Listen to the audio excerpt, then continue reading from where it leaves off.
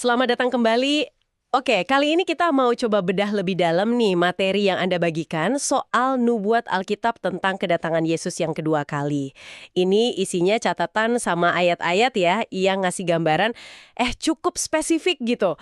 Nah, tujuan kita bareng-bareng sekarang kita mau kupas nubuat-nubuat kunci ini seperti yang ada di sumber Anda. Kita coba pahami signifikansinya menurut sudut pandang ini, terus kita gali juga apa sih artinya buat pengharapan tapi juga peringatan ya. Oke, kita mulai aja ya. Yang pertama banget nih yang ditekankan di materi Anda itu soal perbedaan mendasar sama kedatangan Yesus yang pertama. Jadi bukan lagi sosok yang sederhana, tapi datangnya itu dalam kemuliaan penuh sebagai hakim dan raja. Dan bakal dilihat semua orang. Ayat-ayatnya kayak Matius sama Wahyu itu benar-benar ngasih gambaran skala yang luar biasa ya. Iya, betul banget. Pergeseran narasinya itu jelas sekali di sini ya. Dari yang dulu datangnya kayak diem-diem, cuma sedikit yang tahu, sekarang jadi manifestasi publik global. Nggak bisa dibantah lagi gitu. Ini menegaskan otoritas ilahinya secara penuh. Ya, begitulah cara sumber Anda ini membingkai signifikansinya. Oke, nah setelah gambaran visual yang megah itu, catatan Anda juga nyorot elemen suara yang penting nih. Bunyi sangkakala. Ada disebut di Tesalonika sama Korintus kan ya? Gimana sumber ini menafsirkan fungsi bunyi sangkakala itu dalam rangkaian peristiwa ini? Jadi gini, sangkakala itu digambarkan sebagai penanda ilahi yang kuat banget. Buat orang percaya itu semacam panggilan untuk kumpul, momen kemenangan lah. Tapi, nah ini, bagi mereka yang menolak, sumber Anda bilang itu justru awal penghakiman yang definitif. Oh, jadi satu suara tapi dampaknya beda banget ya? Tergantung respons orang sebelumnya gitu. Ya, persis. Implikasinya ke takdir itu sangat berbeda, tergantung respons individu terhadap panggilan Tuhan sebelumnya menurut sumber ini. Oke.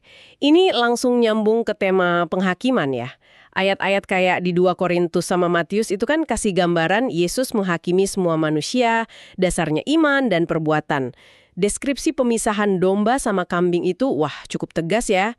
Sumber Anda benar-benar nekenin aspek finalitasnya ini. Tepat sekali. Momen ini disajikan sebagai puncak keadilan ilahi, di mana segala sesuatu yang tersembunyi itu bakal diungkap. Sumber ini negasin banget, nggak ada posisi netral di sini. Semua orang bakal menghadapi penilaian ini. Ya, menurut perspektif yang dipaparkan ini. Akuntabilitasnya mutlak, gitu. Lalu ada deskripsi soal kekacauan dahsyat di alam semesta, langit bumi diguncangkan, kayak di Lukas sama Ibrani itu. Gambaran ini kedengarannya, cukup ngeri juga ya. Gimana sumber Anda mengaitkan guncangan kosmik ini sama gambaran besarnya? Nah, menariknya, sumber ini membingkainya bukan cuma kehancuran semata, tapi lebih kayak proses pemurnian dan pembaharuan yang memang perlu. Guncangan ini dilihat sebagai tanda berakhirnya tatanan dunia yang fana ini. Sekaligus penegasan kalau hanya kerajaan Allah yang kekal, yang gak tergoyahkan. Jadi semacam transisi gitu ya, meskipun ya digambarkan dahsyat transisinya, menuju tatanan baru. Tapi di tengah kedahsyatan itu, sumber Anda juga nyajiin janji pengharapan yang kuat buat orang percaya. Mereka bakal diangkat ketemu Tuhan di awan-awan, peristiwa yang sering disebut pengangkatan itu, terus dapat tubuh baru yang dimuliakan gitu kan? Iya, betul. Ini diposisikan sebagai pemenuhan puncak dari pengharapan dalam kerangka keyakinan ini. Kemenangan akhir atas maut itu sendiri. Dan persatuan abadi dengan Kristus. Ya, ini klimaks perjalanan iman lah sebagaimana dijelaskan di teks-teks ini. Dan tujuan akhirnya setelah pemisahan terakhir antara yang percaya dan yang enggak, itu digambarkan sebagai langit baru dan bumi baru. Sebuah realitas yang, beda banget ya fundamentalnya.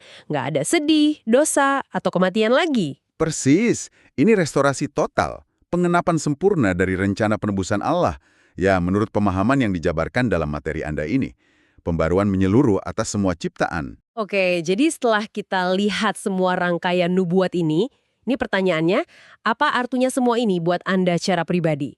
Sumber Anda ini jelas banget soal ini. Ini bukan cuma info soal masa depan, tapi lebih ke panggilan mendesak untuk hidup sekarang ini, hidup berjaga-jaga dan kudus gitu ya. Kayak di 2 Petrus itu, malah ada langkah-langkah praktis yang disaranin juga kan. Hidup dalam pertobatan harian, terus jaga iman dan kasih di komunitas, melayani Tuhan sesuai karunia, dan terus pegang teguh pengharapan, jangan sampai goyah. Iya, intinya itu kesiapan sih. Sumber yang Anda bagikan ini nggak cuma ngomongin peristiwa masa depan, tapi lebih nekenin gimana keyakinan akan peristiwa-peristiwa ini seharusnya secara fundamental ngebentuk cara Anda ngejalanin hidup saat ini. Jadi bukan soal nebak-nebak waktu ya, tapi soal kualitas hidup kita sekarang. Nah, ini ngarahin kita ke satu pertanyaan reflektif yang penting buat Anda, yang muncul dari urgensi yang digambarkan di sumber ini.